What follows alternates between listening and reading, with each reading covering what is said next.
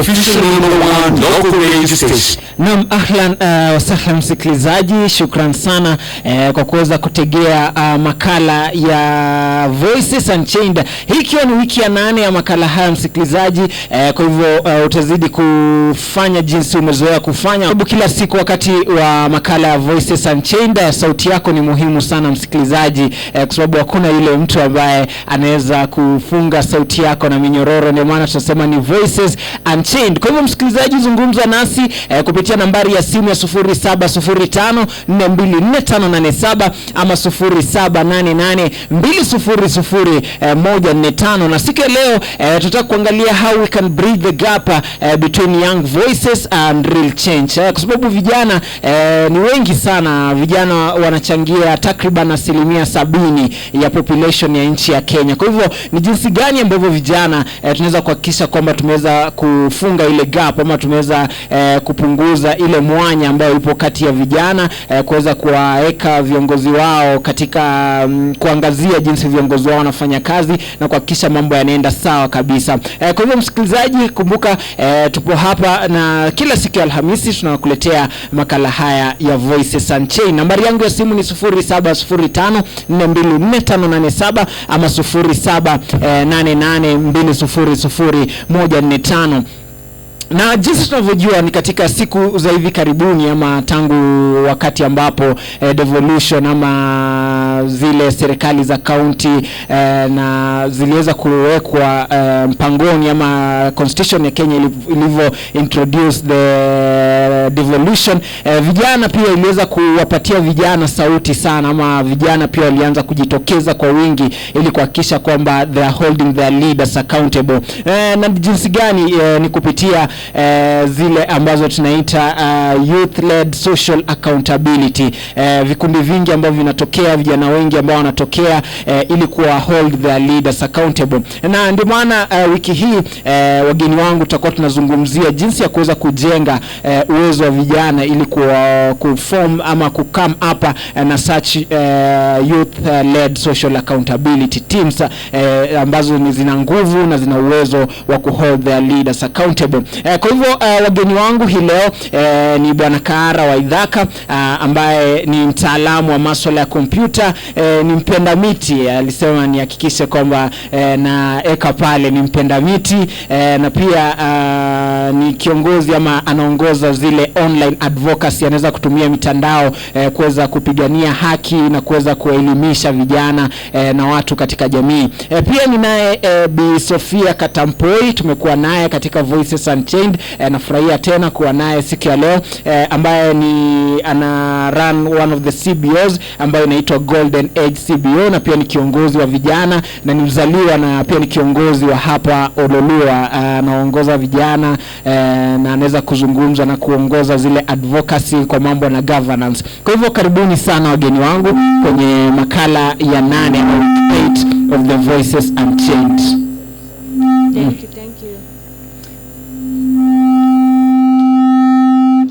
Aha, labda tukianza na Bi Sofia, watu wengi sana wakati ambapo devolution ili come into place, vijana wametokea sana kwa wingi ku hold their leaders accountable. What do you think, nini imechochea sana vijana kujitokeza kwa wingi sana kuweza ku hold their leaders accountable? Gentlemen, go first. Privileges are yours. Yes. I think tutaanza na Kaara. Yes. Thank you very much kwa hii opportunity. Asante sana for even the platform ya ku amplify the youth voices. Swali hilo ni muhimu sana. The platform ndio tunaongelea. Naam. Platform our government has enabled through the many channels that are there. Some of them sisi wenyewe ndio tunaweka pale kama kuchagua hao viongozi. Ya pili ni through the participation of us as individuals and as groups to hold our leaders accountable. Kitu ya kwanza ningesema kuanzia, lazima tukue na information. Hata tukue na platform. Hawezi enda kuuliza chief mambo ya barabara. Hawezi enda kuuliza health kwa police station. First is the information. You must have the right information. Ndio ukienda kubisha mlango, hiyo mlango unabisha itakusaidia.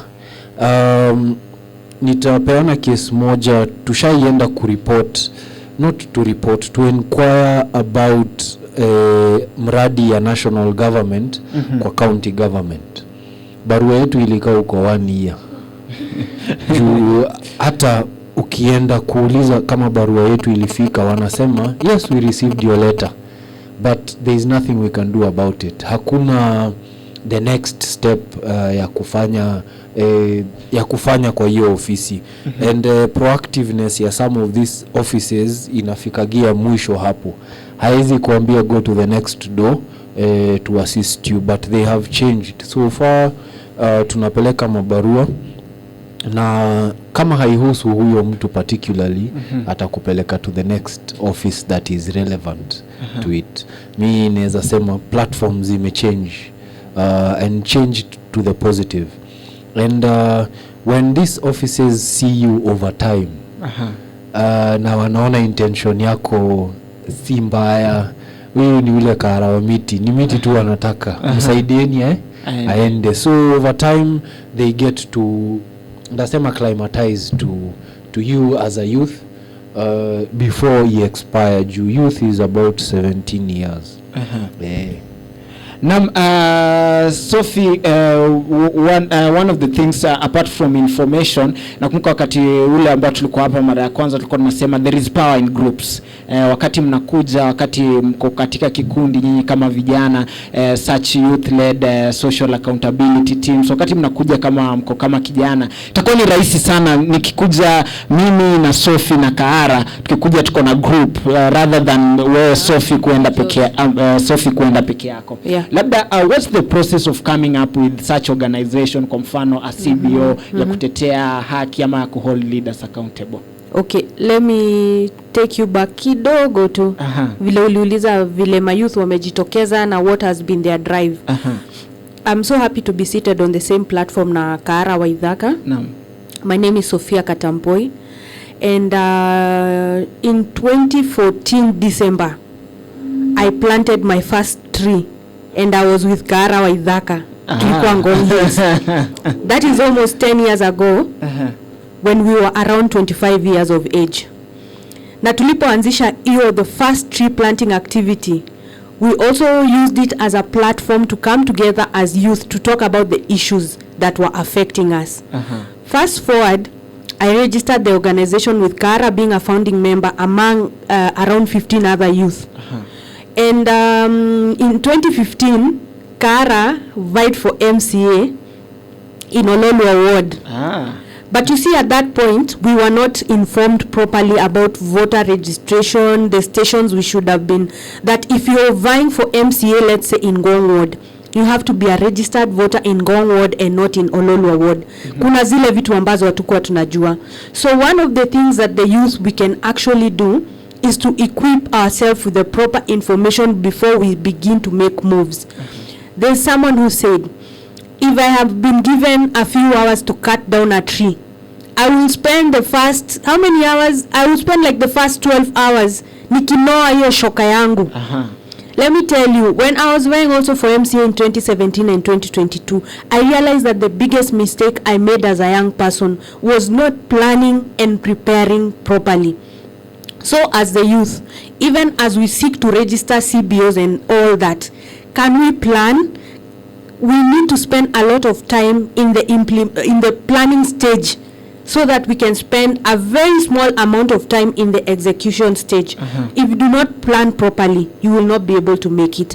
Even before you say you're going to register a community-based organization or even a CBO, you know, you need about 5,000 shillings at the Gender and Social Welfare Office in Ngong.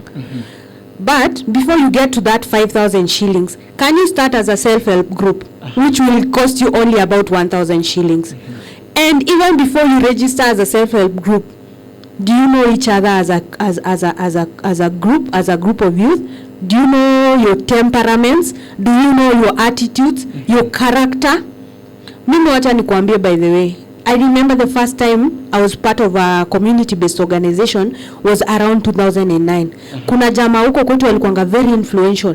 Akaingia hapo ground akaniambia, Sophie my friend, kuna CBO tunajaribu kuform hapa, kuna funds tunatafuta, lakini hebu kwanza tu register CBO. Teke mimi nikaeka signature yangu, nikampe ID, akaenda aka photocopy nini. Do you know, fast forward, this guy colluded with his group of officials. They withdrew the money. Huyo mse alihama na akaenda. Wacha nikuambie vile sasa juzi tumeform youth group ingine 2019, tumeenda kuongea pale venye tutaregister pesa za Youth Enterprise Fund. Do you know walipopeleka hizo forms walirudishwa, akaambiwa kwanza huyu Sofia tumemblacklist from 2009 hapo to 2010. I was already blacklisted by the Youth Enterprise Fund. So mimi lazima jina yangu ingetolewa ndio youth group yetu ipate funds. So hata before mkimbilie kuregister, mjue ni kina nani wako kwa hizo vikundi. Wengine hapo tu ni watu watahama, wataenda na watatoka na do, na mtabaki hapo mkiwa blacklisted. Do due diligence as a young person. Kwa hivyo kitu ambacho tunafuata ni kwamba the first thing ama the first step ni kuhakikisha kwamba mko na plan. You have a plan about Yes. Sharpen your axe before you sharpen. cut down that tree. Yeah. Okay, Kara pia something has come up wakati alikuwa anazungumzia kabla hata tujasonga sana. This is a problem that comes up with especially the CBOs.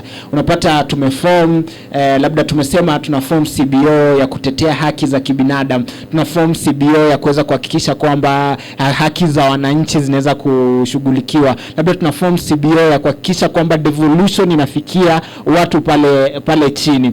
Then huyu jamaa anakuja anaona bwana kama ni Katampoi ndio governor, anakuja anaona okay, kwa hii group ni huyu Kaara ndio very sensitive, nakuja nampatia Kaara kazi pale, naambia utakuwa unasimamia watu wa kufagia hapa hivi, then group inakufa. How can we strengthen such groups ndio wakati ambapo hata isikuwe dependent on one person? Asante sana. Most vision bearer, who is the vision bearer of this group? Is it collective or is it individual? Kila mtu ana wito wake, and some of these CBOs, when we form them, we believe in one or two of the leaders. Na Sofia amesema kitu ya maana sana. Vitu zingine tunajipata, CBO zingine tunajipata. Unapata umefanywa chairman because you're either influential in that society or you are influential to the youth. Most of these groups that are formed, they are formed on the basis of individualism. Ni chairman ndiye alikama up na hiyo kitu. Chairman alikuwa na vision ya kukula, sio ni vision yake, si ata implement vision. Kuna chairman mwenye vision yake ni kuendeleza the CBO for the impact, na kuna yenye ni common interest. Kama there are welfares that are formed on basis, I'm part of a few welfares around of different aims. Moja ni ya pesa, tulikutana ndio tuchange pesa. Hiyo ndio aim ya kila mtu. So when everyone is on board that we are forming a chama ya welfare, hiyo tutaweza fanya kazi. When we are forming a chama ya advocacy like the one we had Sofia ya miti, you see tunaendelea nayo. It is something that has grown over time. It is, when you menikumbusha, it is 10 years. Hizo ni miti za 10 years sahi. So our basis, kiongozi pale it is not me, I am the driver, but engine yetu iko huko nyuma inatusukuma sisi wote. When the shepherd is at the back of the herd will go together. Lakini akikuwa pale mbele, I'll give the example of Jesus venye alikufa, in the first 3 days students wake walichanganyikiwa mpaka wote walirudi kazi zao za kawaida. So to strengthen this in the youth, when you're starting this CBO, make sure nyinyi wote si mmoja that when elections zikikuja next year mnarudisha tu Kara. Kara sio he might be the brains of this CBO, but tuko na brains sisi wote. A year later we must be able to release ourselves. Wewe kama chairman uachilie hiyo kiti ukuwe member, which is something very hard in our country. And pia the systems in our country, I'll give a recent example of Maina Njenga. Maina Njenga has been told yendi ana mobilize watu wakuje pamoja. Yendi anaambiwa yendio kichwa. Na ukipiga kichwa si umemaliza hiyo kitu. In Masailand here there are so many youth forums similar to the ones happening in Central Province, lakini hizo hazipigwi kichwa. Kwa nini? Haijulikani ni nani kiongozi. Naona kila mtu ni kiongozi. And if we do that, our CBOs, our welfares, when everyone is a participant, hizi vitu hazitakufa saa zile chairman anatolewa next year. Isikue one led individually led CBOs, ikue group led CBOs. Tukisonga mbele msikilizaji, kumbuka kwamba tuko ndani ya Radio Domus 99.9 sauti ya amani. Zungumza nasi kupitia nambari ya simu ya 0705424587 ama 0788200145. Kumbuka tuko ndani ya makala ya Voices Unchained, kwa hivyo unaweza zungumza nasi ukauliza swali lolote ama ukaweza kuchangia, si swali tu, pia unaweza kuchangia masuala haya ambayo tunaweza kuzungumza kuyahusu.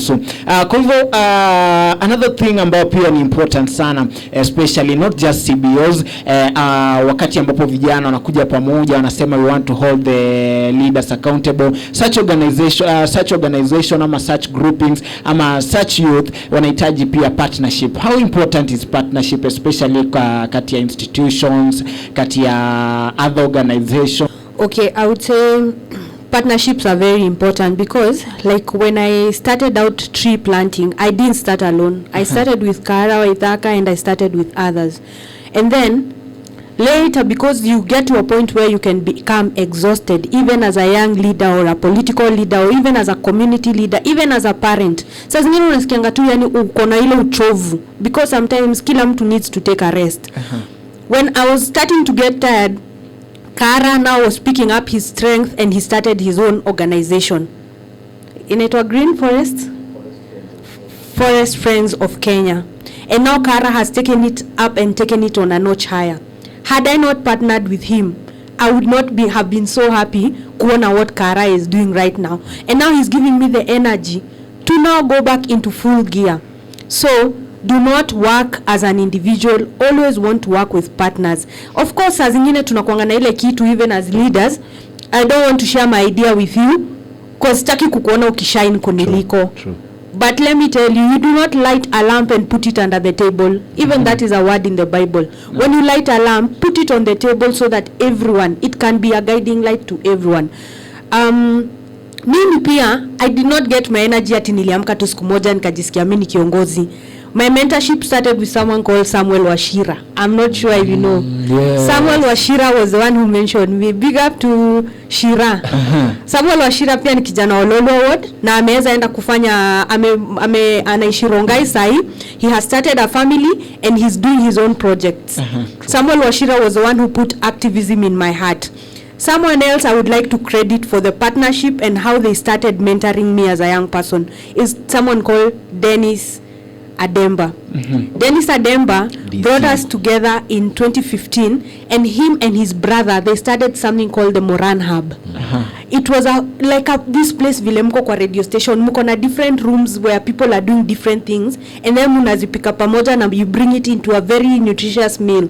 So Dennis, he started the Moran Hub and we came on board with someone like Mapenzi Baya, and for me that is where it was a platform where we would access internet. We would sit down and actually have forums and discuss what are we doing as the youth and how are we be able to take it forward. That is where I started Green Fund Initiative, and we registered officially, and I would have a place where I would have a chair and a desk and a laptop, and I would sit down and put my project proposals together, and that is where we started the work in 2014, 2015, 2016 for Green Fund Initiative with Kinakara. So you cannot work alone as the youth. So we need more people to come together and form youth hubs where the youth can come and actually sit and discuss ideas and move forward. Labda Kara, just to back up her up, labda ni importance gani especially partnering with other institutions, maybe kama vijana kwa kuja hapa Radio Doma tuseme tunataka, how important is partnerships especially with institutions na other organizations? Youth man, unajijua mfuko. Mfuko uko zero. Big dreams lakini mfuko empty. Mfuko ni empty. Uko na big dreams, uko na big ideas. You're thinking by yourself, and saa zingine huwa tunajikoroga ukiwa peke yako. Utabuild castles in the air. Hautakuwa na mtu wa kuconsult, kukuambia Sofia alishaifanya hii direction, akifika mahali fulani chukua left. That is partnering. A partner is someone who will guide you in a way that you yourself have either missed, overthought, or don't have an idea of. So partnering is very important in that aspect. One, hiyo ya direction, unapewa direction. Two ni financial. Financial, youth wenyewe hauna pesa. Na between 18 and 35 hapo unahitaji pesa mingi sana. Bwana youth ukiwa hapo nje, be youth ukiwa hapo nje, unahitaji pesa mingi juu yenye mingi ni kupotea, inapotea. Unapeleka koraha, unapeleka, for us men tunapeleka kutafuta misses.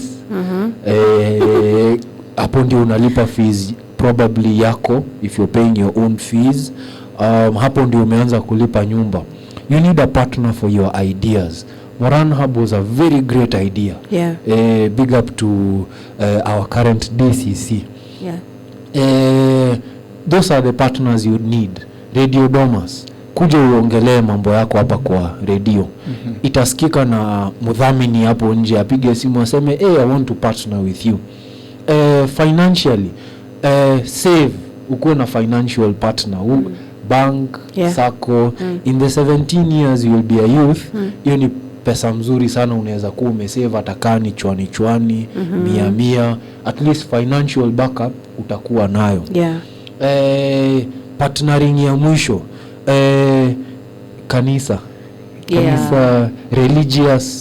religious partner, kukukeep sane. Wewe kama youth, you are a target for the 17 years. Zenye uko a youth, juu uko na energy.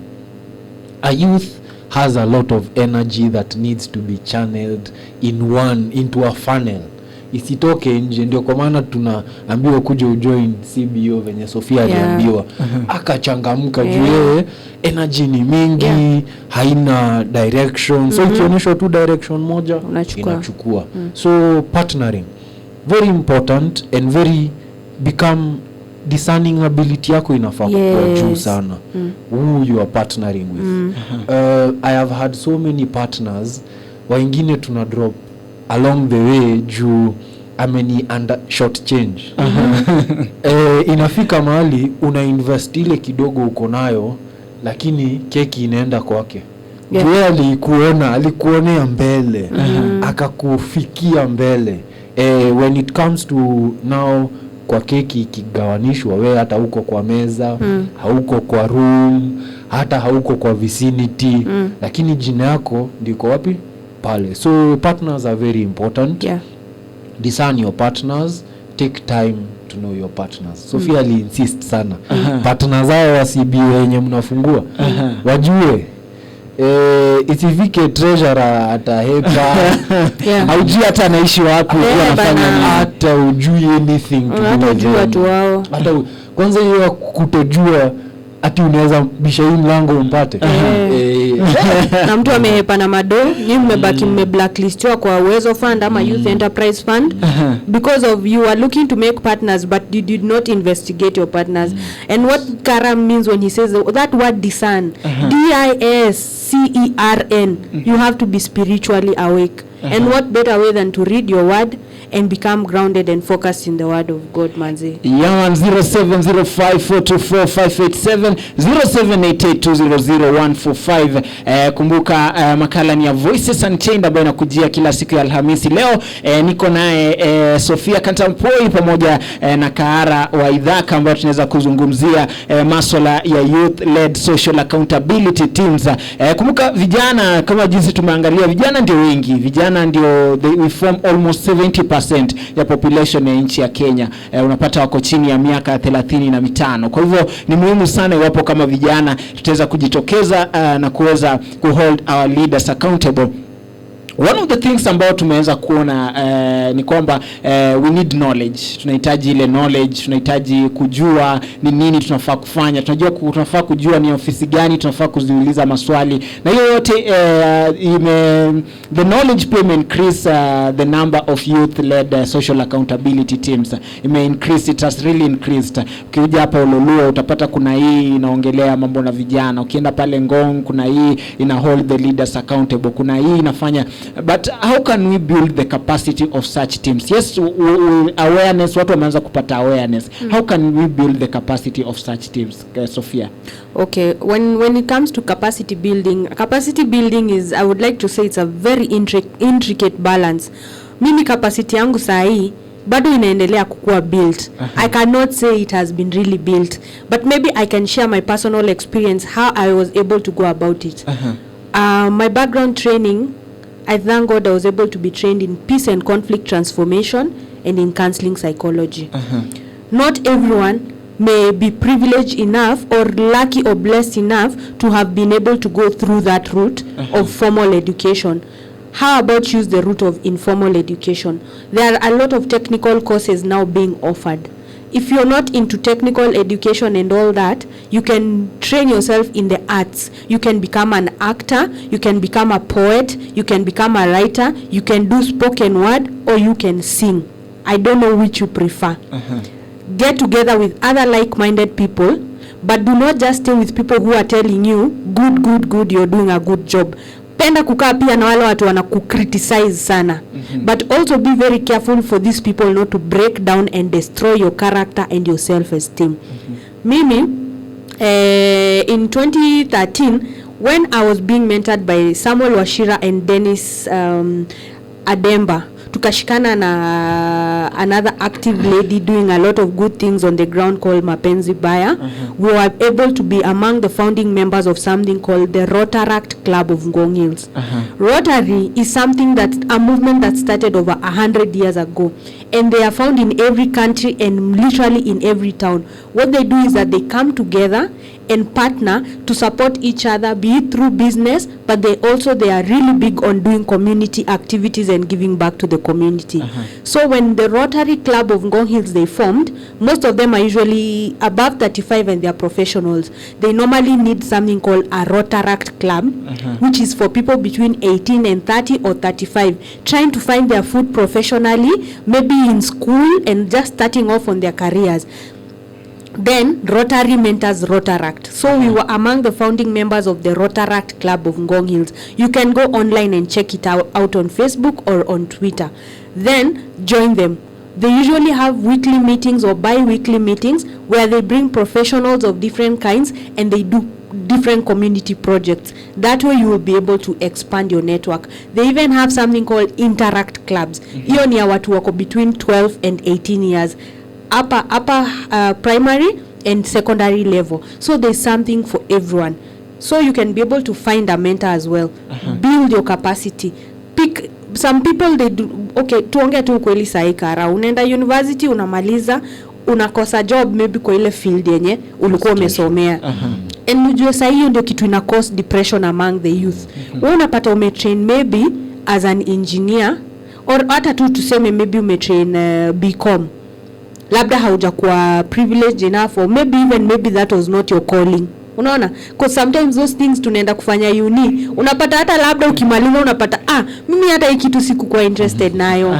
But you need to be courageous enough to start small, because sisi unfortunately tuliambiwa so many vijana, hata unakumbuka ile wimbo so many vijana mwisho mtapata kazi nzuri na vitu kama hizo, but reality mambo kwa ground ni tofauti. But you have to be courageous enough to start from somewhere. If you're unable to get a job, why not start your own self-help group, identify an issue in the community and start, or even start in a different job, maybe at a sales and marketing, and maybe you will be able to grow in the organization. So learning should be a process that never stops. Usifikiria tu umemaliza uni ama umemaliza kole ama umemaliza seiko ati that is the end of learning. Learning needs to be a continuous process, and do not be afraid to be sharpened. Data for a pencil to be sharp, lazima undergo that very painful process of sharpening. Yes. So mavijana to learn to kuwa humble, but pia tujichunge sana tusiend up kutumiwa na some of these people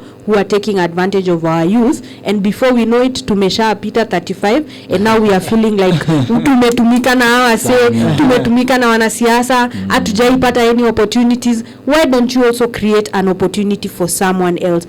As I said, Samuel Washira mentored me, Dennis Ademba mentored me, Mapenzi Baya has been my mentor even in politics and in other issues as young women.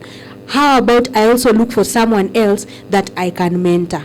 Yes. Yeah, Kara, one of the things pia ambao it's very important wakati ambapo unaangalia maybe kuna organization they offer training, maybe ni vipi ambao vijana pia wenyewe wanaweza jitafutia hizi training, wasikae tu pale wanasema sisi tunangoja. There are so many organizations. Yes. How can the youth reach out to them and the organization? Kwa mfano mko na kikundi, mtawafikia aje wale ili mpoweza wakaweze kupata such trainings?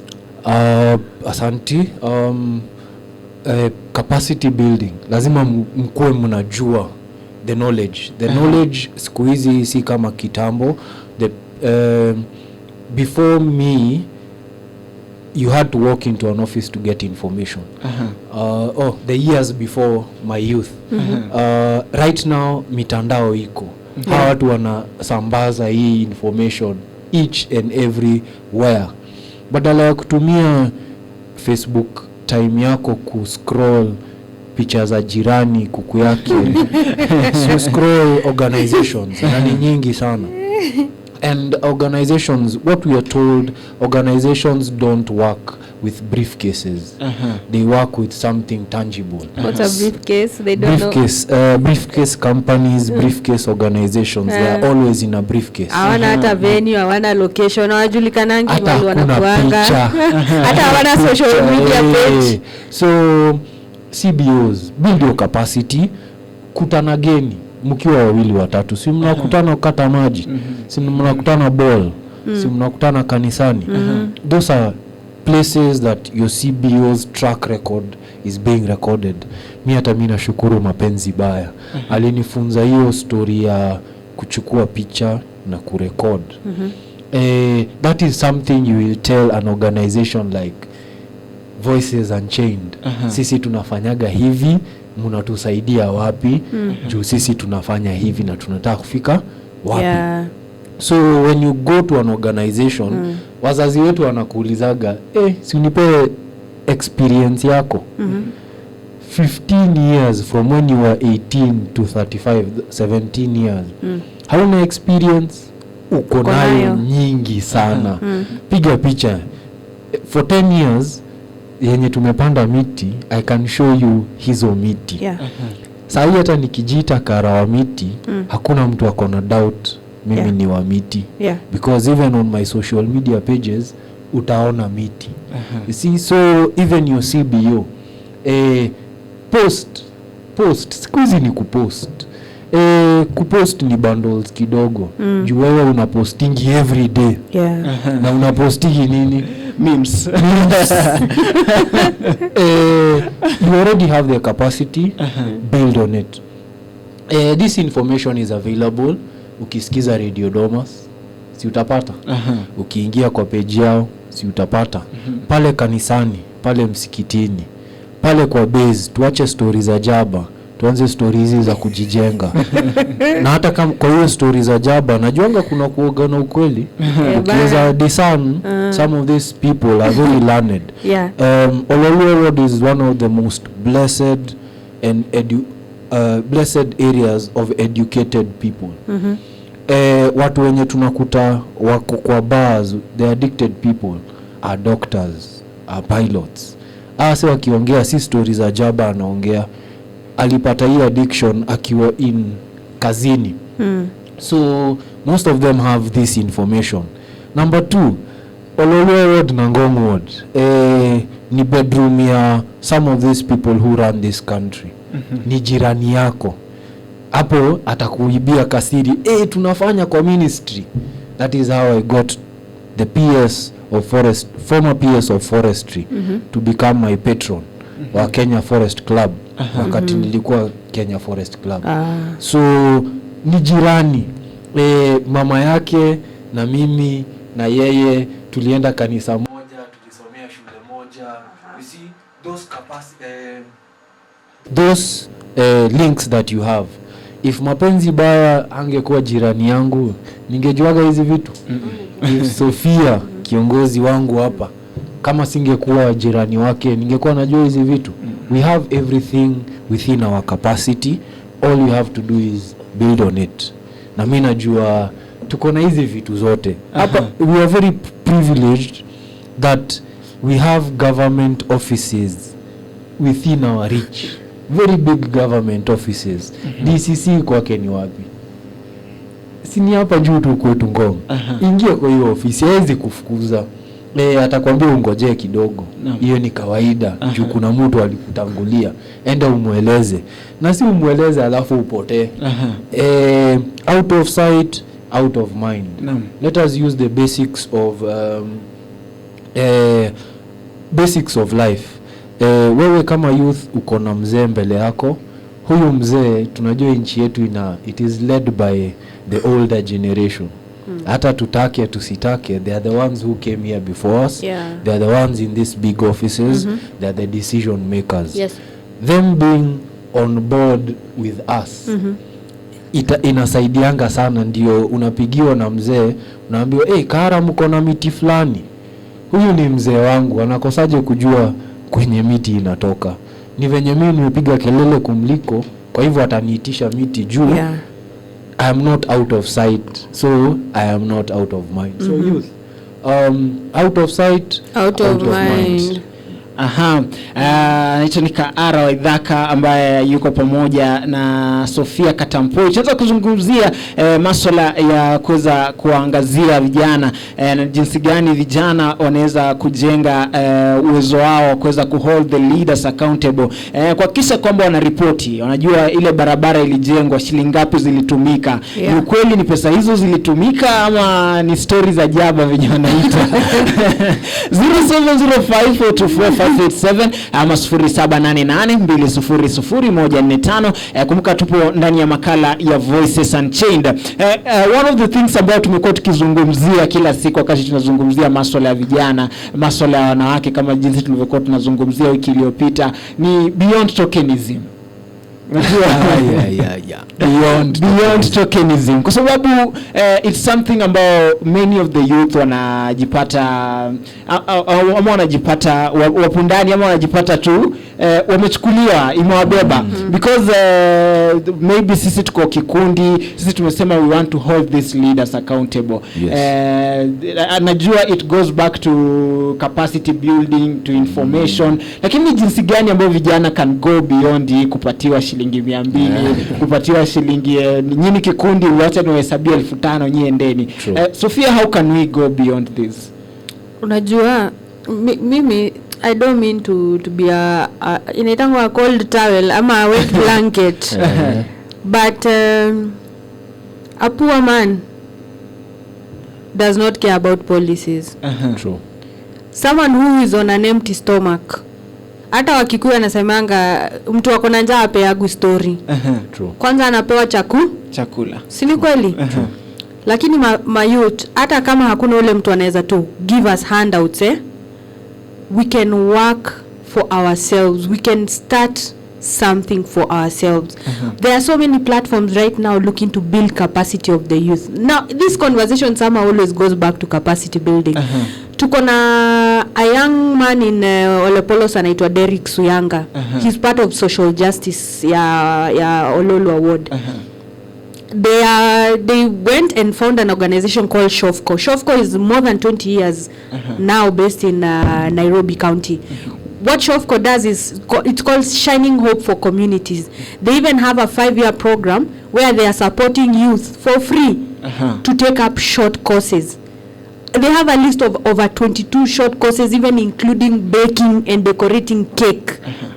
You know, electrical and wiring. They have 6-month short courses that the youth can take up and learn a skill that they can do for themselves. Pia my youth, kumbukeni pia sai kuna agribusiness. There are very many organizations including KCB Bank which are going out there and trying to see how they can train the youth on agribusiness and agriculture. In fact, gava sai wamekuwa janja mpaka wameintroduce 5% tax for farmers. Unaona? Iko karibu kupita. Iko karibu, si ndio? Na itapita tu anyway. We hope not. There is also money in farming, lakini mayutu wengi hawataki kuchafuka. Na juni lazima labda nilifanya degree kwa uni. Naenda pale naona sasa mimi na farming, dairy goat farming tunaingiliana wapi? Tunasema masomo farming ya watu wa ushago, watu hawajasoma. But let me tell you right now, the youth, if we can properly organize ourselves, even visit the Ministry of Agriculture, these people, they even have training opportunities on how they can teach us how to go about different forms of farming. You don't have even kuingia kwa shamba, kuchukua jembe kuingia kwa shamba. There are other people who can even help. You can be a link between the farmer and the consumer. True. You do not have to go there ukwe ati umeva gambut ndio ukwe nini ati useme ati utachafuka ndio ukwe mkulima, lakini pia tusiogope kuchafuka. Me I know a young man in Ololo Award who's making quite a good amount of money because he took up agribusiness as a degree at the university level. Nice. Yeah. Very nice.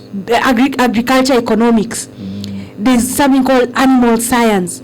These people, they are doing big things and they are youth in our community. Lakini kama youth penda kuuliza maswali, penda kujua rafiki yako anafanya nini, penda kujua how they are making ends meet, and because not everyone will give you a secret, keep finding out, keep asking. One day you will get to know how you can be able to sustain yourself as a youth, such that we are not waiting every 5 years kukula 500 ya mwanasiasa ama 1000 ama kukua nini mtu ambaye anangojea handouts in order to make it in life, because elections come and go, but somehow you and me will remain neighbors. It doesn't matter what tribe you are, we will remain together as friends, na tutakuwa hapa tunakula shida pamoja. Mahasla walitumika sana kuingiza mtu fulani kwa kiti, lakini sasa bado tuna hustle pamoja. Kwa nini tuchikiane 2017 ikifika ama 2022? Kwa sababu pia umezungumzia ku embrace kila mtu. It's very important, na kitu ambacho pia ni very important, especially when coming up with such youth-led social accountability teams. Ni pia ni muhimu sana iwapo watu watakuja pamoja, watu from diverse ends, watu wametoka mahali tofauti. Isikuwe tu kwa sababu wewe ni wa bull, umechukua watu wa bull tu pale wenye how can we be, tunaweza embrace vipi every group Kara? Nikiongezea hiyo na tokenism, we all need a token. Yeah. In everything we that need to survive somehow. I'm a first time father. Sijamali hata mtoto wangu wa kwanza hajamaliza miaka 3. I am raising a system in them. Na mimi ninajaribu kubalance between 3 tokens that I have learned through time. One is a gift token, the next is a lesson token, the other one is a benefit token. Gift token, baba, utakula sweetie ukifanya. Lesson token, tebu fanya ama hii kiboko. Benefit token, ukifanya ni wewe inakubenefit. So there's a very fine line in our systems right now. whereby ile nilikuwa nasema ukitaka kumaliza kikundi chukua kiongozi. Yeah. Hata sisi tumepitia hizo na CBOs kadhaa tumekuwa nazo. Kuja ubebe chairman, Mpatie kazi. Pe kazi ama chukua chairman mweke jela. Hiyo CBO inaisha. Si ndio inafanyika, we can see it even now. Yeah. With the many organizations or many groups that are trying to come up. So tokenism is something in our country we need to have a fine line. Mahali hata token ikikuja 1000, chairman wetu atasema nimepewa 1000. Tugawane sisi watu 20. Yeah. Lakini isikuwa ati tuna chairman anavurutwa, anajulikana shida yake, kara anatembeaga. Mpatieni Range Rover. Ni hivyo. Amuta hiyo CBO inaisha. That question you've directed is very important when it comes to venye tuna benefit individually or collectively. At the end of the day, when I came to realize nitaulizwa jioni, baba iko wapi mkate? Ama hatujalipa stima. Hapo inarudi to individualism. There's a very fine line between that and growth of what we are trying to say as youth, of growth of our systems, whereby even the president will pinpoint a certain MP mwenye anajua huyu nikimfanya majority leader watu wangu watakuwa in check. Ama even in our churches, chairman wa kanisa ni ule mwenye akitoa kanisa mzima inasema hallelujah. Na tunasahau venye tumetoa the other 50 of us in a march huyu mmoja. So let us embrace that tokenism of benefit. Tokenism of patience that CBO 10 years ningejiita Karawamiti 10 years ago hata ingeniangusha zaidi MCA venye nilikuwa nataka kuvai. Juu ningeoneshwa wewe unajua nini mambo na miti. Juu people like Chris Mureithi hata yeye alikuwa na vai that time na yeye miti. Si tunajua kazi yake amefanya na miti zaidi because he had more time to do than me during that time. So groups, youth, ndio tuweze shine off ya 2027 ikifika ati group yetu ndio itatumika, ama si group inatumikanga, ni kiongozi wenu wa group, chairman. Juni chairman atapigiwa, hey chairman, watu wako utakutana nao wapi? Tokenism. And the organizations that organize these trainings, these capacity buildings, be sure kama youth kuna kuaga na reimbursement ya fare. Kuna kuaga na reimbursement ya lunch. Kuna wengine capacity building yao wanakuja kuwapatia pesa. So even you as an organization who is coming to train us, to teach us, Sofia amesema mtu akona njaa hata umuimbie morning to evening. Hiyo ni stories za jaba kabisa. So even the organizations, this token of benefit, for the youth they need immediate benefit ndio uweze capture attention yake. Zuckerberg alifanya kazi mzuri sana ya tokenism. Sahi the whole world is trying to do tokenism. TikTok is doing the same. Tokenism ya dopamine yako. Yani mimi na post nikiwa Mombasa na nitapost from January to March na nilienda Mombasa 1 week. I took photos that will last me for that mwaka mzima. No. So people, that tokenism ya mimi ndio nina trend. You see, tokenism. There's always that token a human being needs. So wewe jua token yako ni gani? Jua kama shida yako. Kuna a story about a very big money guy, sitai kumuita billionaire. Aliniuliza, Kara, give me a figure in your head right now. Sofia wewe utapeana figa gani ya do? Piga kufanya nini? Saa hii pesa Sofia nikakupea saa hii. Hebu nipe figa. 7 million. Everyone has a figure in their head. You see? So if I know the figure in your head, simi niko na 7 million. You can easily buy this 7 million. person and you. It is not buying them. It is. It is tokenism. And I'm enabling them to achieve their dream. But at the back of my mind, 7 million tu ndio unahitaji. M-Pesa is worth how much right now? Wow. Si nimekupea 7 million yako. Yeah, enda ukiendaga. Yeah, anaitwa kiongozi Georges anasema Makolo remind them that as much as tunasema you can't empower others before you empower yourself. Ni muhimu sana iwapo wewe mwenyewe you have something to do kabla ya kuanza kuita watu mfanye kitu. Mkweli. Amesema ukweli. Na hapo ndio gift token inakujia. Mimi Kahara sindapewa Range Rover yangu. Wakati huo ndio mtanisikiza. Hatujarise na nyinyi.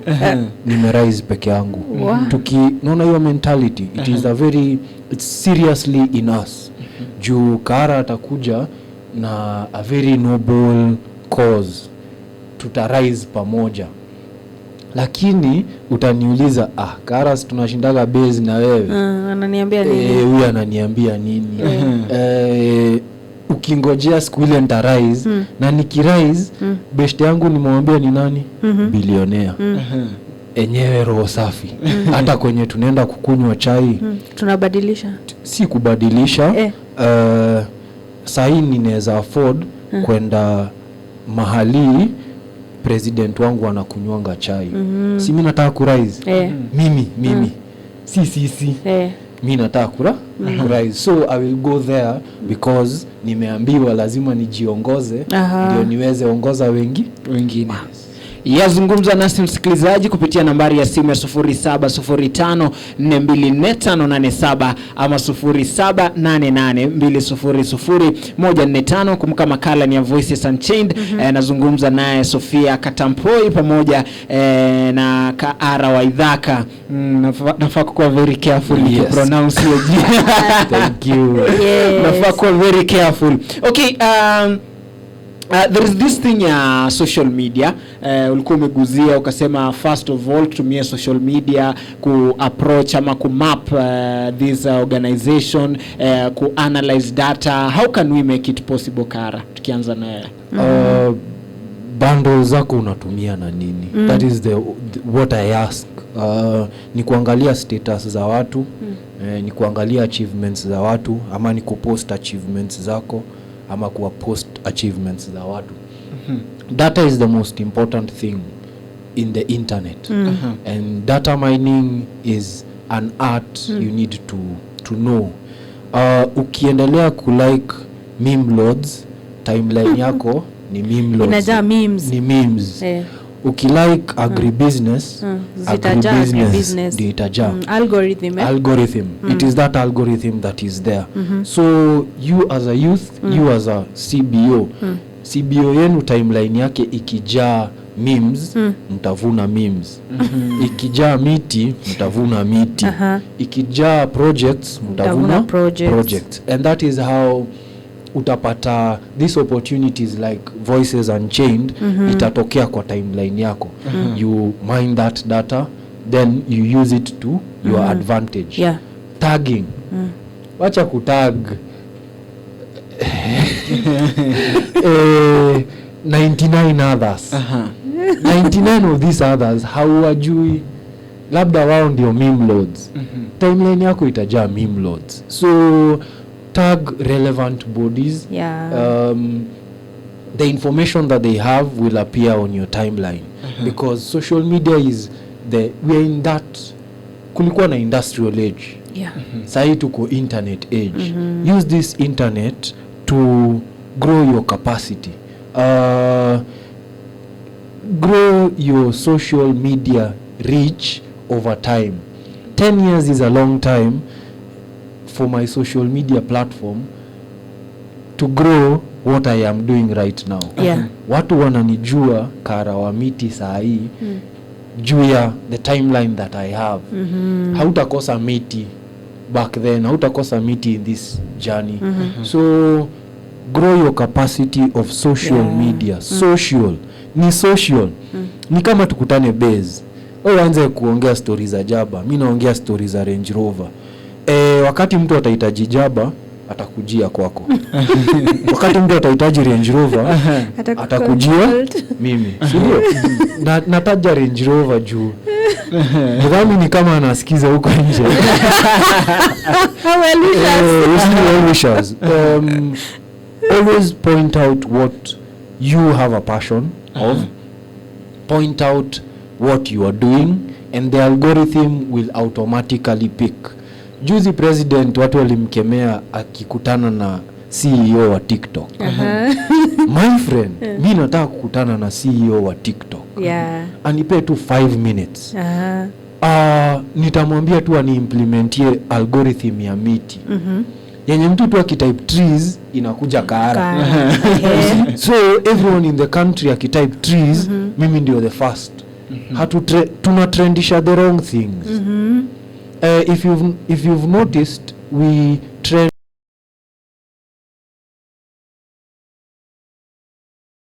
na kenye mimi naweza fanya kama wale wameelewa. Wale wameelewa. Juu kuna watoto wanasikiza. Let us speak in parables.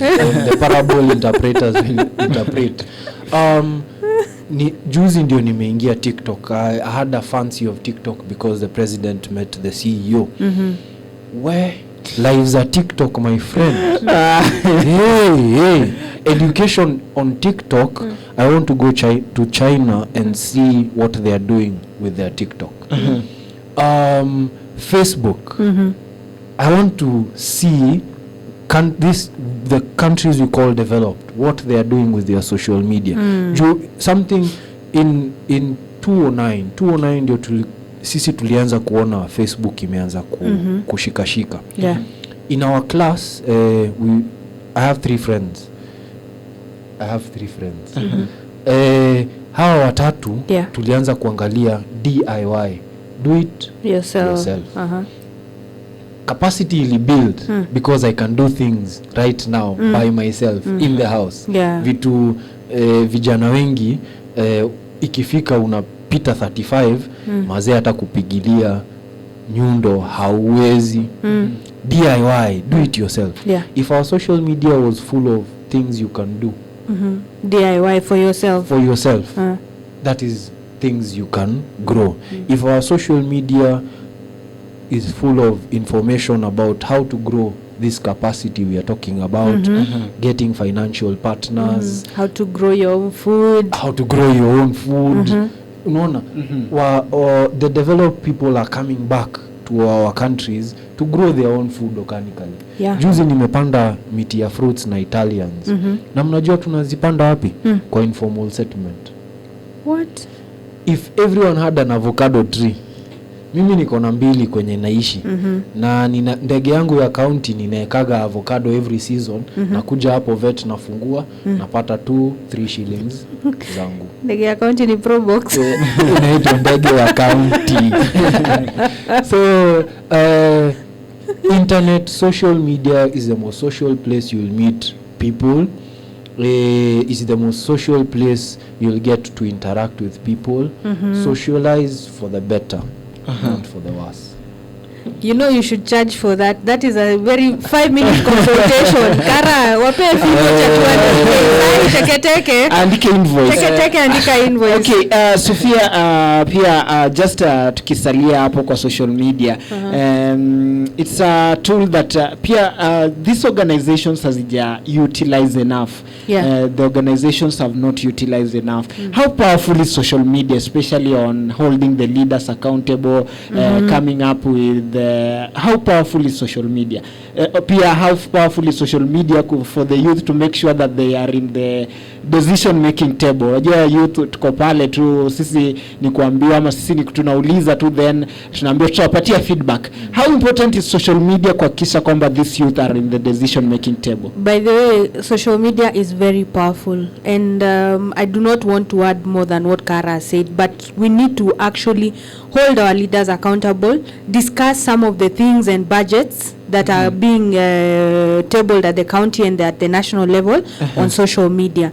If you want to know how powerful social media is, remember when Uhuru Kenyatta was the president, aliingiliwa Twitter mpaka akadelete account yake ya Twitter. So if you want to know how powerful social media is, just go and scroll on Twitter, now called X. So these are platforms we should be using to table information of what is happening. We can use even social media to tell people about public participation forums and all that. Yeah. Anaitwa ni nani? Victor anasema just tell them to touch a bit about proposal writing and mapping for possible partners. Anasema hiyo tusiache nje, especially on matters na proposal. How do you map your potential partners? Proposal inaandikwa, just a brief, kwa sababu that's a whole a 3-hour topic. It's not it's a whole master's degree. Of course. True. Proposal writing is not easy, but it's also not hard. But first, for you to be able to get your proposal properly, proposal ambayo iko na miguu. I once met someone in one of the forums, climate change policy ya Kajiado County, and one of the people from one of the big shots huko juu alituambia most proposals in this country hazina miguu. We are writing good English, but we are not able to get to the how. So if you want to have a proper proposal, project proposal, you have to first get the problem statement correct. Sit down and properly think about your problem statement before you start to write your proposal. So I think there are people who normally train people on proposal writing, and I can link you up to one of the organizations that do it at a very pocket-friendly cost. So maybe whoever that is, we can get their contact and see how we can directly reach to them and how we can go about it. Yeah, and then please allow me to talk about how to leverage on technology. I want to add on 2 things. The government always comes up with very, very important things that we do not pay attention to. Google Ajira Digital. True. Because not all of us are able to sit down in an office and fit in an office, but you can come up with a way to find online platforms where you can get employment, or you can be able to do something that can gain you employment. So Google Ajira Digital, it is an initiative of the Ministry of Information. And even they've gone further as the Ministry of Information to work with every constituency to form a hub, an information hub where the youth can sit down, access internet, and be able to come up with their own activities, and even to partner with other people who normally come occasionally to train people through the Ajira Digital platform. Secondly, content creation. We need to learn how to do short videos, how to edit short videos. There are people who can do that for you. You can always pay professionals to do it for you. Even some are quite affordable. Kara can do it, but we can also train. We can also we can also come up with short courses on how to train the youth on how they can learn to tell your story. Like me, I have learned to tell my story over time. As I told you last time, I've lost an election twice. But kuteleza si kuanguka. I have learned so much, and as much as many of the stories I can tell are painful stories, but these stories also at the end they bring me joy, because it is nice to go out there and tell your story. You never know who you're touching. You never know whose life you're changing. You never know that manual you're writing. True. Who will read it and what impact it will bring upon their life. Some stories that we go through, they are quite embarrassing. Stories of failure and defeat are not stories that we enjoy sitting down and telling people. We even take very many years before we open up. Yes. But it is better to open up, and it will speed up the process of healing, which is what we need as a youth. We need to heal from stress. We need to heal from our failures. We need to heal from our depression. And Sofia Katampoi pamoja na Kara Waithaka ambao tunazungumzia masuala haya. Labda tukiweza kumalizia kwa sababu naona muda wangu nazidi katika naona producers wameanza kuangalia saa. Okay, tukiweza kumalizia tu Kara, what next? How can we strengthen these youth-led organization, social accountability teams? Zinaweza kujistrengthen aje? What is next for them? What awaits them pale mbele? Time heals every wound. Time grows everything good. You just need time. Time to build on what you have. You will not be a youth for more than 17 years.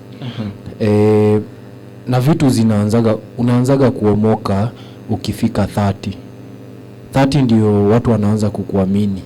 Wanasema huyu amesharuka akishafika 30 ndio anaweza sasa. That is why sometimes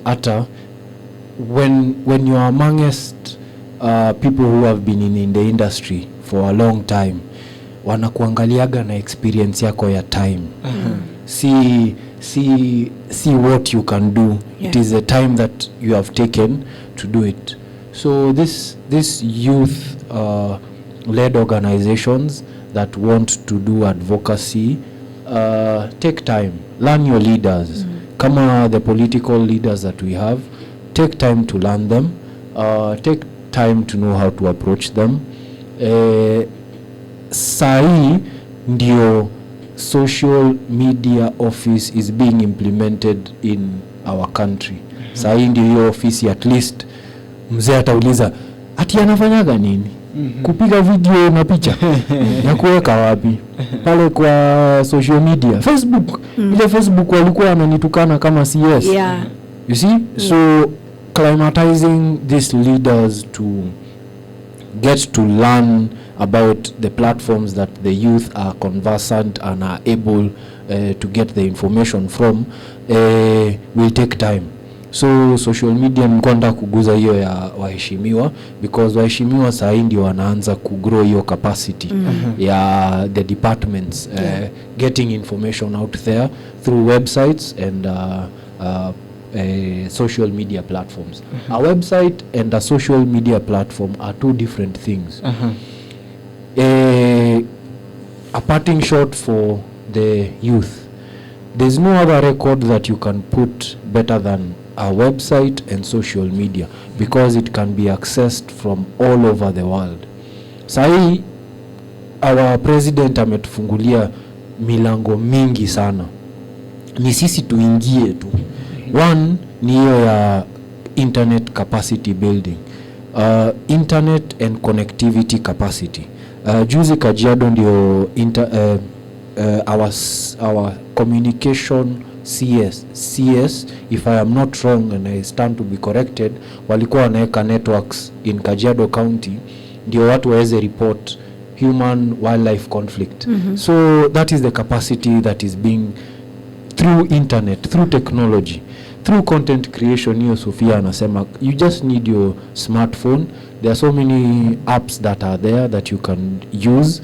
Na ndio mimi my background is in ICT. Na hiyo ndio nimetumia to build my own capacity and to build the capacity of the people around me. Tukutane mbele. Na Sofia, kama una smartphone unaweza nunua ya lipa mdogo. Sofia, labda kwa ufupi tu, what next? What lies ahead, especially on youth-led accountability, social accountability teams among such groups? First, you need to recognize that it is your constitutional right to ask your leaders and your service providers what they have done, what they are doing, and how they are going to give you value for every shilling spent on those projects in the community. Secondly, don't just be a keyboard warrior.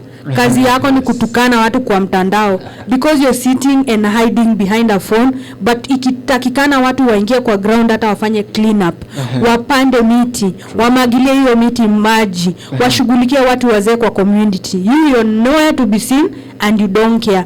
I don't blame you if you're busy, you have to hustle and make ends meet, but why not send someone to also represent you or represent your community? Finally, because much has been said, mentorship is important among the youth. How can you know where you're going if you do not know the way? There's a quote I once read: the youth can run faster, but it is the elder who knows the way. Let us learn to look for mentors, but let us stay away from tormentors. Yes. Thank you so much msikilizaji. Imekuwa ni Sofia Katamfoi pamoja na Kara Waithaka. Shukran sana kwa kuweza kufika. Imekuwa ni makala ya 8 ama the 8th episode of Voices Unchained. Kumbuka kwamba sauti yako ni muhimu sana. Iwapo una swali lolote ama ungependa kuna jambo ungependa tulizungumzie katika makala yetu, basi nambari yetu ya simu ni 070524 587 ama 0788200145. Mimi naitwa Kelly Makolo, makala ni ya Voices Unchained. Tupatane wiki ijayo ndani ya makala ya haya. Asante.